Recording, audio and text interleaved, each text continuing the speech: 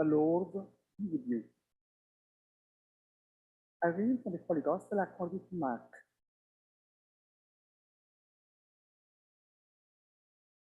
Jesus said to his disciples, in those days, after that tribulation, the sun will be darkened, and the moon will not give its light, and the stars will be falling from the sky, and the powers in the heavens will be shaken.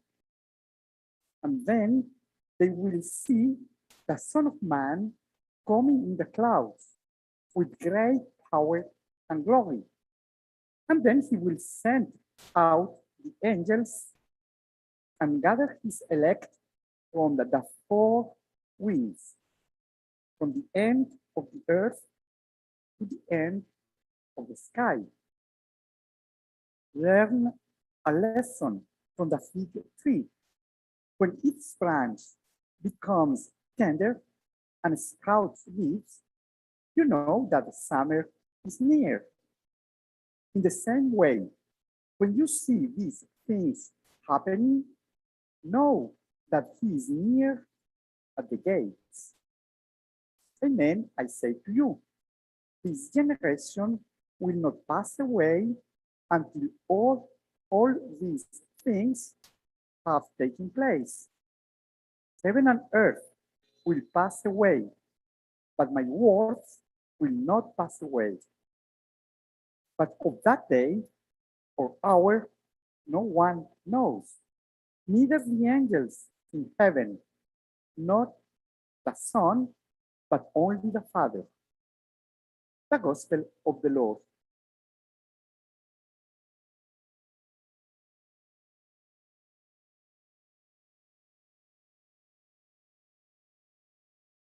This weekend, tomorrow, Sunday, we will celebrate the World Day of the Poor, created by Pope Francis in 2017. At the same time, we commemorate the 4th anniversary of the encyclical Laudato Si. And to celebrate this anniversary, the Vatican will open tomorrow an action platform on the encyclical. I think that the World Day for the Poor and this platform are strongly linked. Laudato Si is a beautiful text that Pope Francis wrote, inspired by the spirituality and life of Saint Francis of Assisi, and is advised by high-level specialists. It is an urgent and critical call understood by the whole world about the need to care for creation.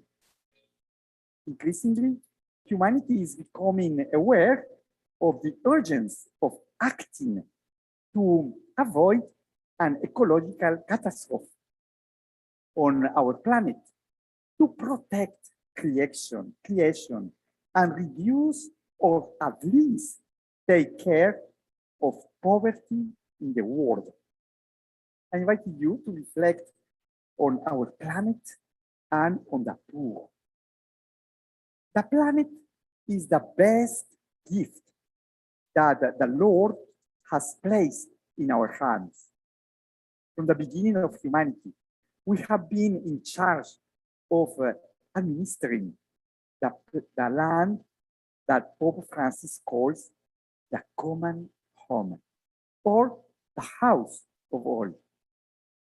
Being administrators means that we can benefit from the planet without forget that it does not belong to us, that it ultimately belongs to God, and that we have a duty to protect it and ensure its fertility for future generations.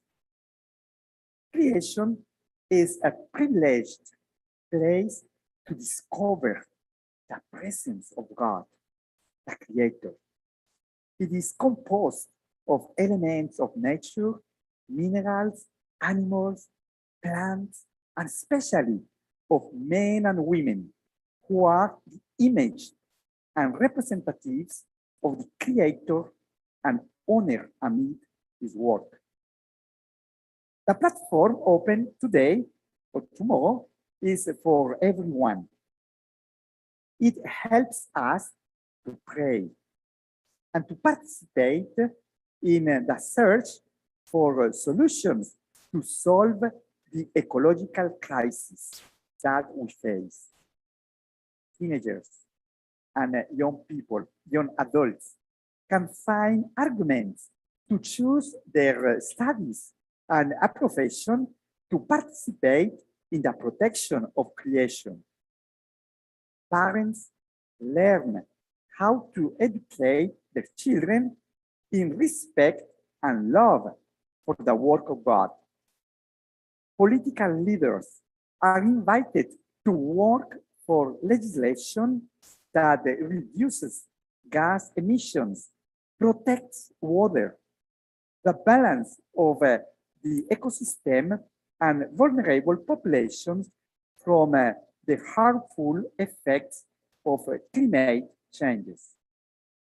The leaders of the economy are helped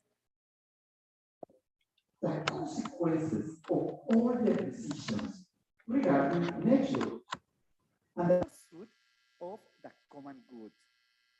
Farmers are advised to find a balance between production, profit, and protection of creation.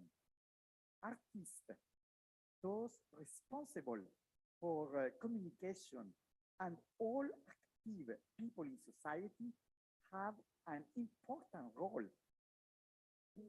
The beauty of creation is thanksgiving for that magnificent gift from God and in preventing everything that deteriorates our mother, the earth.